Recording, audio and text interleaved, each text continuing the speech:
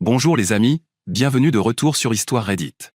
Alors, vous pensez que les dramas dans votre famille sont compliqués? Attendez d'entendre celui-ci. Parce qu'apparemment, certaines personnes regardent la maison de quelqu'un d'autre, le crédit immobilier de quelqu'un d'autre, le sang, la sueur et des années de travail acharné, et se disent « Oui, ça, c'est à moi ». Stratégie audacieuse. Vraiment. Je veux dire, le culot nécessaire pour faire ce que ce membre de la famille a fait? Ce n'est pas juste de la confiance, c'est carrément un doctorat en sang du droit absolu. Et le meilleur dans tout ça? Ils étaient sincèrement persuadés d'être la victime. Pas la personne dont les serrures ont été changées dans sa propre maison. Pas la personne dont les vacances ont été gâchées. Non, non, non, celui qui a fait tout ça se sentait lésé. Fascinant comme espèce, honnêtement. Alors attachez vos ceintures, parce que cette histoire passe de zéro au tribunal plus vite que vous ne l'imaginez, et chaque mise à jour est plus folle que la précédente. Restez avec moi, vous n'êtes pas prêts pour ça. Ma sœur a changé les serrures de ma maison pour s'y installer pendant mon absence, mais à mon retour, je les ai changées à nouveau et j'ai donné ces affaires à une association caritative. J'avais planifié ce voyage de randonnée en solo depuis des mois. 10 jours de déconnexion totale de la technologie, des responsabilités et surtout des gens. J'avais vraiment besoin de cette pause après avoir travaillé sans arrêt pendant les 2 dernières années pour pouvoir m'offrir ma maison. Il me reste encore une partie du crédit immobilier à rembourser, mais le plus gros est déjà derrière moi, et après avoir atteint cet objectif, j'ai décidé de faire une pause. La veille du départ, j'ai tout vérifié. Toutes les fenêtres fermées, toutes les portes verrouillées, aucune possibilité que quelqu'un trébuche, tombe contre une ouverture de ma maison et trouve un accès pour entrer. Je cochais les éléments de ma liste de préparation quand ma sœur m'a envoyé un message pour me demander si elle pouvait rester chez moi pendant mon absence. Elle m'a dit que sa colocataire devenait difficile et qu'elle avait juste besoin d'un endroit où rester pendant un moment. J'ai répondu immédiatement, n'y pense même pas, tu ne mettras pas les pieds chez moi. Certains diront ici que je suis une mauvaise sœur, que j'aurais pu la laisser rester pour surveiller la maison et que tout le monde y gagnerait. Mais je préférerais confier ça à des junkies qui voudraient faire une rafle chez moi plutôt qu'à ma sœur. La dernière fois qu'elle est restée chez moi, elle a tout saccagé. Ah, et elle a emprunté $300 dans ma commode sans demander. Ce qui est un euphémisme pour dire qu'elle a volé. Nous avons eu une discussion assez violente, où je lui ai crié dessus pendant qu'elle agissait comme si je réagissais de manière excessive, puisque, selon cet être de lumière, ce n'était que de l'argent. Elle a dit qu'elle me rembourserait un jour. Mais 3 semaines ont passé et j'attendais toujours. Finalement, elle l'a fait, mais seulement après que j'ai fait envoyer une lettre d'avocat menaçante indiquant que soit elle payait, soit on se retrouverait au tribunal. Elle a tout remboursé, mais à contre-cœur. C'est essentiellement pour ça que je ne veux pas d'elle chez moi. Elle m'a envoyé une série d'émojis en pleurant, s'il te plaît, juste cette fois. Mais je lui ai répondu qu'elle pouvait relire mon message précédent, qui disait tout ce que j'avais à dire. Le premier jour de ma randonnée a été incroyable. Le deuxième jour, quand j'ai atteint un point en hauteur avec un peu de réseau, mon téléphone s'est mis à vibrer avec des notifications. 3 appels manqués de ma sœur et un message vocal disant qu'il y avait une urgence. Je lui ai écrit pour demander ce qui se passait. Ma colocataire m'a mise dehors, je n'ai nulle part où aller. J'ai besoin de rester chez toi juste quelques jours, s'il te plaît. Le problème, c'est que ces crises durent des semaines ou des mois, pas des jours. Si je la laissais rester, elle prendrait possession de la maison. J'ai répondu, désolé d'apprendre ça, mais tu ne peux pas rester chez moi. As-tu regardé des locations à court terme ou demandé à maman et papa? Sa réponse est arrivée rapidement, car elle leur avait demandé et ils avaient dit non. Elle a commencé à se plaindre qu'elle ne comprenait pas pourquoi sa propre famille ne l'aidait pas alors qu'elle était littéralement sur le point de devenir sans abri. Peut-être que le fait de voler les personnes qui vous aident a quelque chose à voir avec le fait qu'elles ne veulent plus de vous chez elles. La situation avec mes parents était étrange. Ils lui disaient rarement non. Elle a toujours été la favorite, l'enfant doré de la famille. S'il refusait de l'héberger, il devait y avoir une raison importante. Être une voleuse en est une très grande, mais mes parents seraient probablement capables de la remercier d'avoir pris de l'argent chez eux plutôt que de les déranger en demandant. Ma sœur m'a bombardé de messages disant que je l'abandonnais, mais je l'ai mise en sourdine pour profiter de mes vacances. Pendant les jours suivants, j'ai savouré le calme. Puis, au 4e jour, je me suis arrêté à un point de vue et j'ai brièvement rallumé mon téléphone pour prendre des photos. Un message d'un voisin est arrivé. Et, ta sœur est censée être chez toi? Je l'ai vue déménager des cartons hier. On aurait dit qu'elle avait un serrurier avec elle. Je l'ai appelé immédiatement pour qu'il m'explique la situation. Ma sœur était arrivée avec une camionnette pleine d'affaires. Elle avait un homme avec elle qui semblait travailler sur mes serrures. Mon voisin lui a parlé, c'est comme ça qu'il a découvert qu'elle était ma sœur. Elle lui a dit qu'elle avait perdu la clé, d'où l'appel au serrurier. Je l'ai remercié de m'avoir prévenu et j'ai essayé de rester calme en lui expliquant que non, je ne lui avais absolument pas donné la permission d'être là. Je lui ai demandé s'il pouvait surveiller la maison jusqu'à mon retour. J'ai écourté mon voyage et commencé à rentrer, mais j'étais encore à 2 jours de route. Pendant tout le trajet, mon esprit tournait sans cesse, imaginant ce que j'allais trouver en arrivant chez moi. Les serrures de la porte d'entrée et de la porte arrière avaient été changées. Je ne pouvais pas entrer dans ma propre maison. J'ai regardé par les fenêtres et j'ai vu ces affaires partout. Mes meubles avaient été déplacés, et j'ai aperçu une caisse de transport pour chat dans le salon. Il y avait un chat. Je ne déteste pas les chats, mais j'y suis gravement allergique, ce qu'elle sait parfaitement. Elle n'était pas là, mais quand j'ai finalement réussi à entrer plus tard, il y avait un mot de sa part. Je ne sais pas comment elle pensait que j'allais le lire si je ne pouvais même pas entrer sans changer les serrures moi aussi. C'était un mot générique qu'elle devait laisser tous les jours, j'imagine. Il me souhaitait la bienvenue et m'informait que si elle n'était pas à la maison, c'était sûrement parce qu'elle était au travail. Elle me demandait de ne pas me mettre en colère, mais elle n'avait nulle part où vivre. Avant de lire ça, j'ai dû appeler un serrurier pour entrer. En attendant, j'ai fait le tour de la propriété en documentant tout avec des photos et des vidéos. Plus je voyais, plus je me mettais en colère. Elle avait même installé un de ces paillassons kitsch devant ma porte. Le serrurier est arrivé en moins d'une heure. Pendant qu'il travaillait sur les serrures, je lui ai expliqué la situation. Il m'a demandé : « Vous êtes bien la propriétaire de la maison, n'est-ce pas ?» Je lui ai montré la preuve. Et comme ça, il a changé les serrures. En revanche, je ne sais pas quelle preuve ma sœur a pu donner au serrurier qu'elle avait engagé auparavant pour les changer. Après avoir lu la lettre, j'ai commencé à parcourir toute la maison. J'ai été horrifié par ce que j'ai découvert. Non seulement elle s'était installée dans la chambre d'amis, où elle avait laissé ses affaires, mais elle dormait aussi dans mon lit. Mes draps étaient froissés et ses sous-vêtements traînaient sur le sol de la chambre. Le plan de travail de la salle de bain était couvert de son maquillage et de ses produits capillaires. Dans le salon, des bouteilles de vin vides et des mégots de cigarettes remplissaient un cendrier. De toute évidence, elle avait reçu du monde. Ma console de jeu était sortie, et l'une de mes manettes était cassée. Le bouton était enfoncé, comme si quelqu'un l'avait pressé jusqu'à ce qu'il cède après avoir perdu une partie. Le réfrigérateur était rempli de sa nourriture, et il y avait de nombreuses bouteilles d'alcool à l'intérieur. La litière de son chat était dans un coin de la cuisine, juste à côté de l'endroit où je mange. D'abord, j'ai garé ma voiture près de l'entrée. Ensuite, j'ai soigneusement emballé toutes ses affaires, en étiquetant chaque carton avec son contenu. J'avais des plans pour une partie de ses affaires et d'autres plans pour le reste. Le chat était un problème. Je ne pouvais pas simplement le mettre dehors, mais je ne pouvais pas non plus le garder dans la maison sans avoir une réaction allergique. J'ai trouvé le refuge animalier sans euthanasie le plus proche et j'ai demandé à une amie de l'y emmener, en veillant à laisser les coordonnées de ma sœur en tant que propriétaire. Elle leur a expliqué la situation. Ils lui ont assuré qu'ils prendraient contact avec elle. Ensuite, j'ai appelé plusieurs associations locales. 3 ont accepté que je leur apporte des objets à donner. J'ai passé la majeure partie de la journée à nettoyer ma maison de fond en comble. J'ai effacé toute trace de sa présence et changé mon mot de passe Wi-Fi. Plus tard, je suis sorti pour déposer les cartons destinés aux dons. J'ai donné environ 70% de ses affaires, ne gardant que ce qui semblait être des documents importants, des objets de famille et des appareils électroniques coûteux. Ils étaient reconnaissants pour ces dons, car il y avait beaucoup de vêtements en bon état qui pouvaient servir à d'autres. Pendant que je faisais ma tournée de dons, où je me sentais un peu comme le Père Noël distribuant des cadeaux, ma sœur était déjà de retour à la maison. C'est à ce moment-là que mon téléphone a vibré avec un message de sa part : « C'est quoi ce bordel ? Pourquoi je ne peux plus entrer dans la maison ?» J'ai répondu : « Parce que c'est ma maison, pas la tienne. » Elle n'a plus envoyé de message, mais quand je suis revenu de ma tournée de dons, elle n'était plus là. Ce soir-là, elle est revenue avec 2 amis. Ils ont frappé violemment à la porte, en criant des menaces et des insultes. J'ai appelé la police, qui est arrivée en 15 minutes. Je ne suis sorti que lorsque les agents étaient là, je ne voulais pas risquer que les amis de ma sœur me fassent quelque chose. J'ai montré aux agents la preuve que j'étais propriétaire et j'ai expliqué la situation. Ma sœur a essayé de prétendre qu'elle avait la permission de s'installer et que je changeais soudainement d'avis. J'ai dit : « Montre-leur les messages. » Elle ne pouvait pas, évidemment, puisqu'ils n'existaient pas. Moi, en revanche, j'avais toute notre conversation où je lui disais clairement qu'elle ne pouvait pas rester. Les agents ont ri, mais au moins pas devant elle. Ils l'ont informée qu'elle n'avait aucun droit légal d'être là et qu'elle devait partir.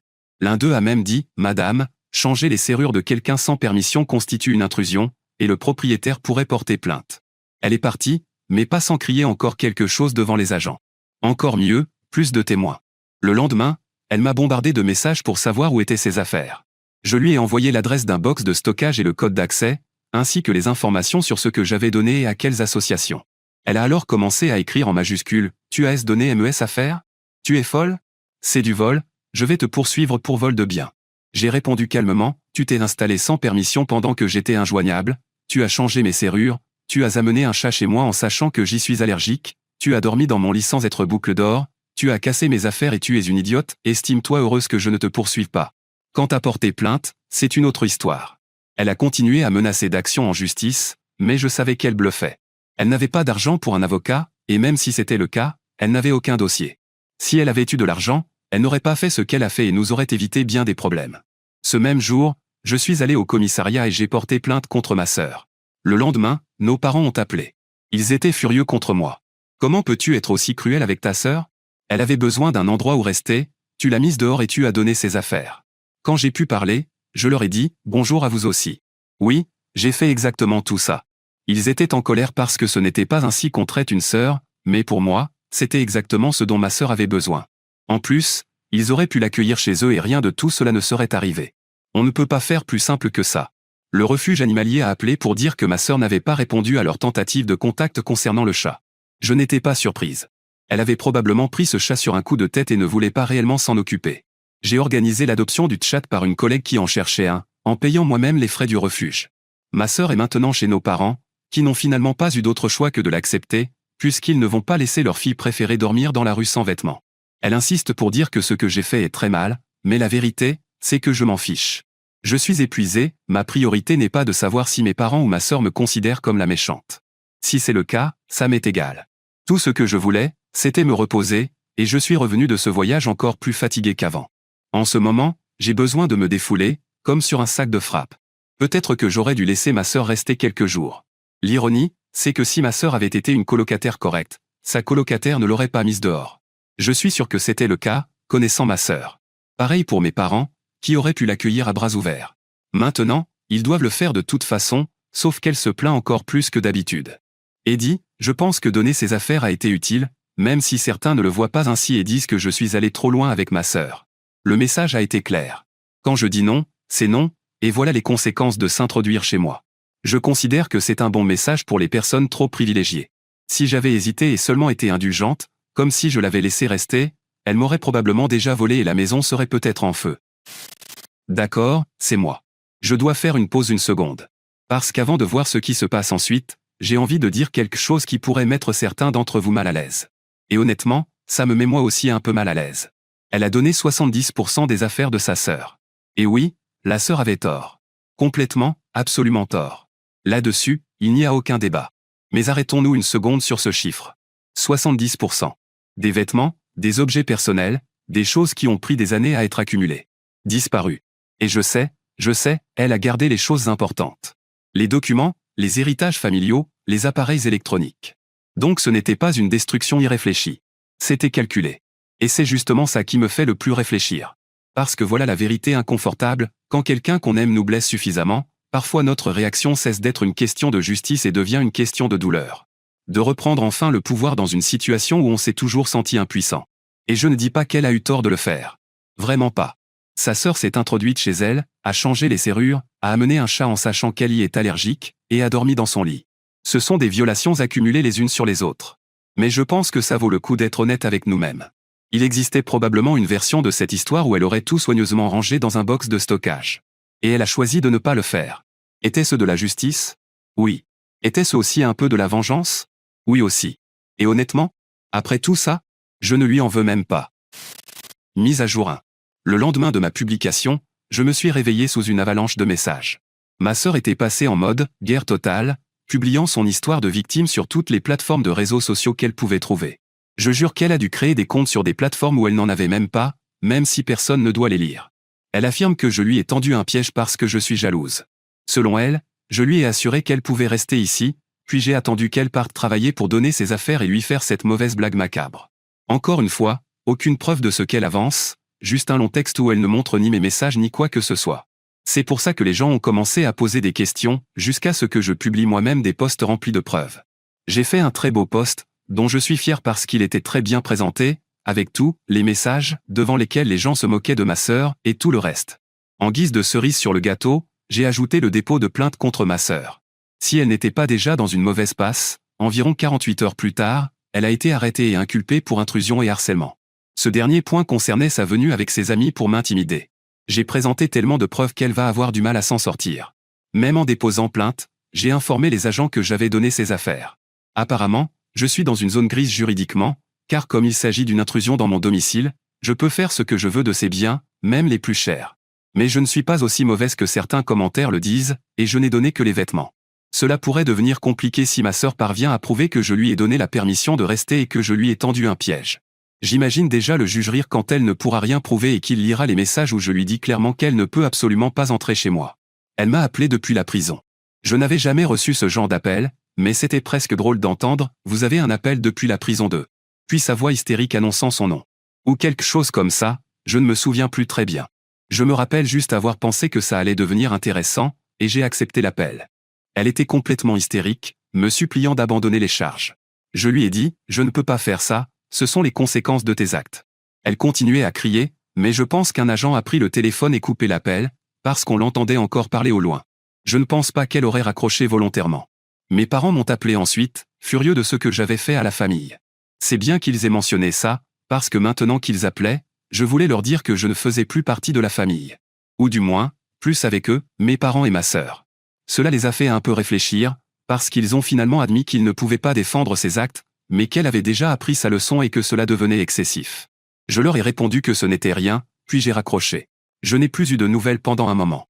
Ma sœur a fini par accepter un accord, 6 mois de mise à l'épreuve, des travaux d'intérêt général, et une indemnisation pour les dégâts matériels qu'elle a causés.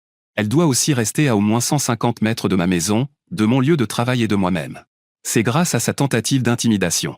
Ses amis ont également reçu des sanctions, mais bien moins sévères que celles de ma sœur. Bonne nouvelle, le chat est déjà dans une maison où il sera très bien traité. Je ne sais pas pourquoi certains pensent que je déteste les chats ou les animaux, alors que jusqu'ici, j'ai simplement essayé de lui trouver un endroit loin de ma sœur. C'est clairement une preuve d'amour pour les êtres vivants. S'il parle du fait de faire du mal à ma sœur, disons que certains animaux ont besoin d'un amour dur pour apprendre. J'espère que la PETA ne va pas m'attaquer pour ça. L'une des associations m'a envoyé un mot de remerciement disant que le don avait aidé une famille qui avait tout perdu dans un incendie. Mes parents ont repris contact avec moi, suggérant que nous fassions tous une thérapie familiale, avec ma sœur en visioconférence. Je ne sais pas si cela enfreint l'ordonnance d'éloignement, mais j'ai refusé catégoriquement. Je leur ai dit qu'ils pouvaient essayer entre eux et me dire comment ça se passait. Je ne dis pas que je n'ai pas besoin de thérapie, mais pas pour me réconcilier avec eux alors qu'ils agissent comme des idiots. Autre petite nouvelle, mais qu'on peut considérer comme une victoire, nous avons réussi à retrouver le serrurier qui a aidé ma sœur. Il a expliqué qu'elle lui avait montré un document de propriété, probablement faux. Mais lui non plus n'a aucune preuve. Il a également été condamné à 6 mois de mise à l'épreuve et à des mesures similaires à celles de ma sœur. De toute façon, cette personne ne travaillera plus, nous avons inondé les avis de son entreprise avec des témoignages d'amis racontant ce qu'il a fait. En réalité, ces avis étaient déjà mauvais, dignes d'histoires d'horreur, certains disaient qu'il était inquiétant pendant son travail, ou qu'il semblait avoir fait une copie supplémentaire des clés, obligeant les clients à changer les serrures par peur. Il y avait une raison pour laquelle ma sœur l'avait engagé. C'est une bonne fin pour moi. Le chat va bien, le serrurier corrompu a été puni, et ma sœur a un endroit où vivre chez nos parents. Ce qui rend la vie de mes parents et de ma sœur très misérable. Oui, ce ne sont plus mes parents. Mise à jour 2. Certaines personnes ici disent que ce que j'ai fait à ma sœur était mal, mais nécessaire pour lui donner une leçon. J'ai même eu tort de ne lui en donner que quelques-unes.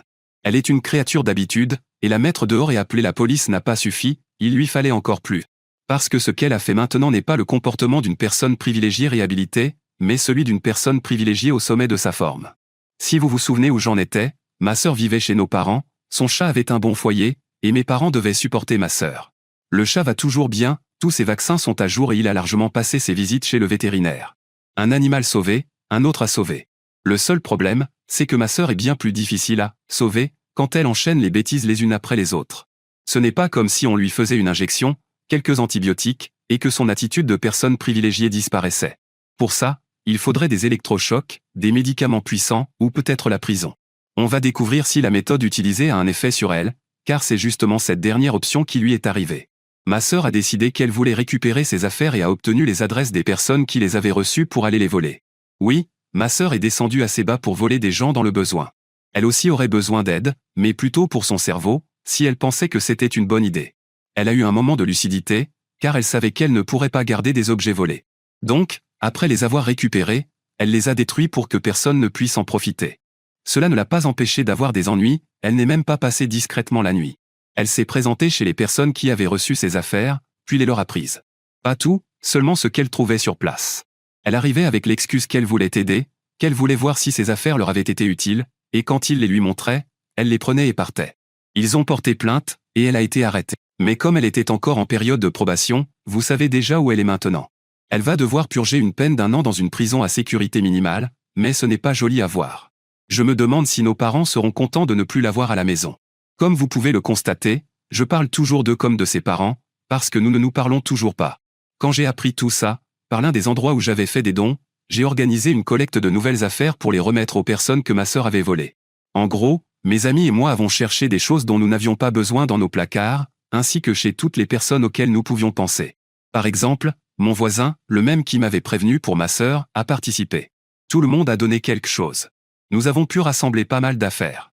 Et au-delà de cette mauvaise expérience avec ma sœur, les choses se sont bien passées pour eux. Nous avons remplacé presque tout ce que ma sœur avait pris, et même ajouté quelques extras. Nous avons même pu faire de nouveaux dons à d'autres familles. Je me demande si ce traitement aura un effet sur ma sœur ou si elle en sortira encore pire. Pour certaines personnes, la prison permet de réévaluer leur vie et de faire des changements positifs. Pour d'autres, c'est juste un endroit pour traîner avec des gens similaires et se tirer mutuellement vers le bas. Mise à jour 3. Petite mise à jour, parce que vous m'avez demandé des nouvelles de ma sœur. Elle est sortie il y a 4 mois. Cependant, nous n'avons plus de contact. Elle n'a pas eu de nouveaux problèmes avec la justice, à ma connaissance, mais savoir si son attitude de personne privilégiée a changé est difficile sans la voir en face de moi. Et je peux déjà dire que ça n'arrivera pas. Je sais qu'elle ne vit plus chez nos parents, mais c'est tout ce que je peux dire à son sujet. Je ne sais toujours pas pourquoi nos parents ne voulaient pas l'accueillir chez eux avant les événements de mon premier poste, mais ce n'est pas difficile à deviner. Ses parents l'aiment, ils veulent le meilleur pour elle, mais à distance, parce qu'ils savent très bien comment elle est. J'espère que cela répond au message privé que j'ai reçu, parce que je ne compte pas revenir sur ce compte. En réalité, c'était juste de la curiosité de revenir après tout ce temps pour voir les messages. Je vais probablement rester ici quelques jours à lire et répondre à certains commentaires, puis ce sera tout. Eddie, je sais qu'elle ne vit plus chez nos parents, je l'ai appris par des tiers, mais je ne sais pas où elle vit réellement. Je ne sais pas si elle est encore sous contrôle judiciaire, ce qui l'empêcherait de quitter l'État. Ou du moins, je le suppose, car je ne connais pas bien les lois. La seule chose que j'ai oublié de mentionner, c'est que j'ai croisé l'ancienne colocataire de ma sœur. Presque tout ce que je pensais était vrai. Ma sœur a été expulsée du logement. Heureusement, elle n'était pas sur le bail, et l'ancienne colocataire a pu faire venir quelqu'un d'autre. En réalité, elle vivait déjà là avant d'accueillir ma sœur, ce qui, selon ses propres mots, a été la pire erreur de sa vie. Le chat était essentiellement un achat impulsif, parce qu'elle avait vu des influenceurs sur Instagram en avoir un et qu'elle en voulait un aussi. Elle m'a aussi raconté quelques histoires de leur cohabitation, qui expliquent pourquoi elle l'a mise dehors. Rien d'aussi extrême que les événements récents, mais suffisamment pour ne pas vouloir vivre avec elle. Quand je lui ai raconté ce qui m'était arrivé, elle en est restée bouche bée. Bref, je ne suis pas la seule à ne pas vouloir partager un toit avec ma sœur. Alors ma famille YouTube, voici mon avis sur cette histoire. Écoutez, je vais être honnête avec vous. Quand j'ai commencé à lire, j'ai moi aussi eu un moment où je me suis dit, ok, peut-être que donner ses affaires, c'était un peu excessif. Et puis j'ai continué à lire. Et encore. Et à la fin, je me suis dit, non, en fait, elle a été plutôt clémente avec elle. Voici ce que beaucoup de gens ne comprennent pas dans cette situation. Ils regardent ce que la narratrice a fait, changer à nouveau les serrures, donner les affaires, appeler la police, et ils disent que c'est extrême. Mais personne ne parle des années de contexte qui ont mené à ce moment-là. L'argent volé. L'appartement saccagé. Les $300 qui ne sont revenus que parce qu'un avocat lui a fait peur. On ne se réveille pas un matin en décidant de tout faire exploser contre un membre de sa famille. Ce niveau de mise de limite vient d'une longue histoire où toutes les limites raisonnables ont été dépassées. Et la sœur ? Honnêtement, je ne sais pas à quoi elle pensait.